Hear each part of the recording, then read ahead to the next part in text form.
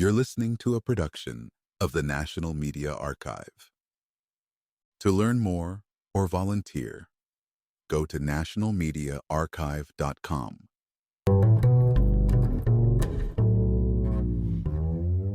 Empire. How do we even decide what that word really means? There are plenty of attempts to pin it down, but every definition crumbles when pressed against the mess of history. Some people like to measure empire by the size of land it rules. By that measure, the Athenian Empire would not qualify at all, and yet the country of Canada today would stand tall as one of the largest empires ever just because of its sheer landmass. So maybe land alone does not get us there. What about driving people off their land and claiming it for yourself? Then we would have to admit that Uruguay is an empire, and so is anyone else who has ever cleared a place and planted their own flag. Maybe empire is about squeezing labor and resources out of people. But then you run into empires like the Spanish or Russian ones, where raw extraction was mixed with chaos and corruption more than anything that felt organized. Some call empire a cultural trick, a lie from the West that paints some people as civilized and others as backward. But if that were true, how do we explain Imperial Japan, the Mongol Khanates, Imperial China, or the Ottomans, all of which ruled huge parts of the world without Western lenses? Maybe empire is about having the best tools. Take the phalanx, that tight Greek battle formation that helped Alexander smash bigger armies. But the phalanx did not wake up one day and march to war on its own. Alexander made that choice. So maybe empire is about smart politics, clever systems, advanced organization. Yet the Mongols, who ruled from the Pacific to the edge of Europe, blew through places with almost no written bureaucracy. Maybe empire comes from divine blessing. Some followers of Islam point to the breathtaking speed of early Islamic conquests as proof they were chosen. But by that measure, the Spanish Empire built for the Catholic faith might just as well claim that same divine crown. Maybe empire is about being more cultured, more refined, the self-appointed guardian of civilization. The French built their empire telling themselves just that, and yet it was French troops who burned down the Summer Palace in China, one of the worst crimes against a country's cultural memory. Some folks like to say empire is just geopolitics, that the strong expand because they must defend themselves. They prefer softer words like global power instead of empire. Take Russia, so often described this way. But why do we nod along when Russia does it and not when Poland, which used to be the great power in that same neighborhood, makes the same claim? This is the heart of the problem. No single line can be drawn around empire that holds true every time. And maybe that is the point. Maybe empire is a shapeshifter by design, a political creature that never stays pinned down, so others must define it for themselves. That is the trick. Beneath all the shifting masks sits one solid fact. Empire is never legitimate. Empire always steals. Empire builds itself on the bones of inequality. If I had to pick a definition, I would say empire is any system that refuses to accept limits, that pushes its sovereignty wherever it can, no matter who already lives there. But even this has its cracks. By that rule, many religions, most political ideas would have to be called imperial too. I still like this definition though, because what matters to me is how empire is built by choice. Empire is not destiny. It is not technology that forces people forward. It is not magic or divine order. Empire happens because someone sits down, does the math, and decides to rule what was never theirs. Take Rome. So many empires since Rome have claimed to be its heirs because Rome stands as the symbol of the universal empire, the fantasy of a single power stitching together wildly different cultures and peoples under one roof. But the truth is, that dream was born long before Rome ever set its roads in stone. It goes back to the land we now call Iraq, one of the few moments in deep history we can circle on a calendar, the 13th of June, 323 years before the start of the modern calendar, the day Alexander of Macedon breathed his last. Alexander was far more than a warlord who charged across maps. He did not just shove Greek customs onto the lands he conquered. He did something different. To trace this, let us rewind a bit. Alexander joined his father's mission to pull the Greek cities into one orbit. That was already an imperial move, dressed up as unity against foreign threat. When his father died, Alexander carried that torch forward and pointed it straight at the empire of the Achaemenids, the ancient Persian kings. He accused them of killing his father, a claim with no real evidence, and used it to launch a punishing invasion. This was the first lie that fueled his imperial push. He told the Greeks he was freeing them from the Persian yoke. To sell this, he stood at the supposed grave of Achilles, the legendary hero of Greek myth. He was no longer just Alexander the king. He was Achilles reborn, the hero with a sword forged by story. And then came Egypt. Alexander swept south, claimed to be Egypt's liberator, founded a city that still bears his name, Alexandria, then wandered out to a distant oasis at the edge of the Libyan desert. There, among crumbling ruins that stand even now, he asked the priests of the god Ammon to name him divine. They crowned him son of Zeus and Ammon, the living god, rightful pharaoh of Egypt. Here is the genius. Alexander did not call himself a foreign ruler or a Greek overlord. He claimed he was Egyptian by right, a restorer, not a conqueror. And so he put on the mask that future empires would wear again and again when swallowing another realm. I am not your enemy. I am your rightful ruler, your true voice. After Egypt, Alexander smashed the army of Darius on the plains of Gaugamela in today's Iraq, took Babylon, chased Darius eastward, and rolled up the old Persian realm.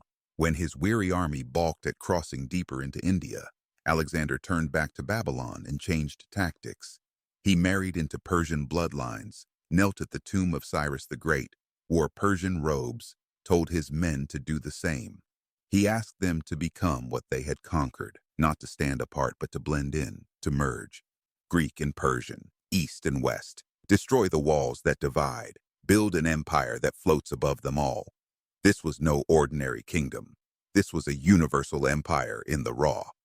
When Alexander died on that June day, the men who claimed his legacy did not just squabble over gold or armies.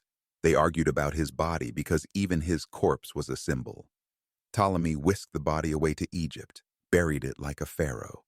He birthed a new dynasty, the Ptolemies, the last of the pharaohs, who would blend Greek and Egyptian customs until Cleopatra's time. Another general held the Persian lands, the Seleucids, who did the same, mixing Greek rule with Babylonian tradition. Alexander's blueprint survived not just in dusty laws, but in the myths people kept breathing into it. And that is the root of empire's staying power. Empire does not die when an emperor falls, it lives on in the stories. This thread, this ritual of the tomb, shows just how deep that story runs. After Alexander's body was sealed away in Egypt, his tomb turned into a magnet for the powerful who came after him. Julius Caesar made the trip. So did Augustus after beating Cleopatra and Mark Antony. Roman emperors like Caligula, Septimus Severus, and Caracalla paid their respects there too, standing in that hush of stone and sand, hoping a brush with Alexander's remains might rub some of his legend onto their own rule. When the old city of Alexandria sank beneath the waves in the year 356, it likely took Alexander's tomb with it, but the ritual did not drown with the stones. After Rome fell, the same practice drifted north and west, clinging to new names. When Augustus lost his tomb to time, new rulers found fresh graves to circle. The tomb of Charlemagne, the Frankish king who crowned himself emperor in the ruins of the old Western Empire, turned into another beacon. Medieval kings came to kneel there, each trying to catch the ghost of that imperial spark. German and French monarchs squabbled for centuries over who deserved to call themselves the rightful heir to Charlemagne's bones. Irony twists through it too. Charlemagne, who anchored so much of this Western imperial dream, was not even born in what we now call France or Germany, but in the lands that today belong to Belgium. Time moved on, but the tomb never lost its pull. Even when revolution burned old thrones down, new rulers found ways to resurrect the myth. Napoleon, after toppling the old monarchies and calling himself emperor, copied Alexander's path. He stood at Frederick the Great's tomb, then at Charlemagne's, draping himself in their shadows. Decades later, Adolf Hitler would stand at Napoleon's grave, soaking up that same old poison. The Allies who buried Hitler's body refused to give him a grave that could be found. They knew too well what happens when a tomb turns into a shrine for restless dreams of empire. The pull is not just Western. Look to the tomb of Suleiman the Magnificent on the ragged line between Turkey and Syria. In the West, this site drifts in obscurity, but for the Ottomans, it anchored their own version of this story. Generations of sultans came back to it, weaving the myth of their house tighter with every visit. The emperors of Iran kept the same practice alive at the tomb of Cyrus the Great, the ancient king who laid the first stones for the Persian Empire that Alexander later claimed and transformed. Even farther east, this idea crosses into India. The tomb of the Mughal Emperor Akbar stands as another witness to this political ghost story. These stones, these tombs, they are more than final resting places. They are quiet engines of political power. The same thing is true in the tales people keep telling. Alexander's story does not belong to Greece alone. It never did. The legend uncoiled across borders, languages, religions. Tales of Alexander bloom in Latin, Italian, French, German, but they also breathe in Arabic, Persian, Turkish. In the Middle Ages, he shows up not as a Greek general, but as a French knight in armor, or a German king with a broadsword. Sometimes he rides out as a Turkish sultan, other times as a Persian emperor on horseback. Every corner of the map found its own Alexander, carving out a piece of his legend to claim as their own proof that they too were rightful heirs to empire. That is the staying power of empire. It is not just battles won or borders drawn. It is the myths that wrap themselves around tombs and travel through books and ballads, reshaping themselves to fit new rulers, new maps, new flags. A whisper in stone that says empire never really dies. It just changes clothes. Every time a tomb door cracks open and a ruler steps inside to kneel, the old myth breathes again. The bones under the stone do not care who claims them, the living do. And so Alexander's trick lives on. Not in the dusty armor of his armies, but in the soft power of story, of ritual, of grave sites that demand pilgrimages from those who crave legitimacy. To claim the crown, you kneel at the grave. To kneel at the grave, you must believe the lie that empire was destiny all along. But behind the marble and the gold leaf is the same raw truth. Empire only happens because someone decides to break the world that came before and build something bigger from the pieces. And when that someone is gone, the tomb stands ready to whisper in the next ear that they too can be the next Alexander. This same pattern of stories and stones keeps echoing, no matter how much the world around them changes. Each empire that rises learns from the last how to wrap conquest in ceremony. The Ottomans, for all their military might, knew the value of staging themselves as heirs to older glory. They tied themselves back to the memory of Rome and Byzantium, then to the Persians before them. They built mosques and tombs that were more than places of prayer or burial.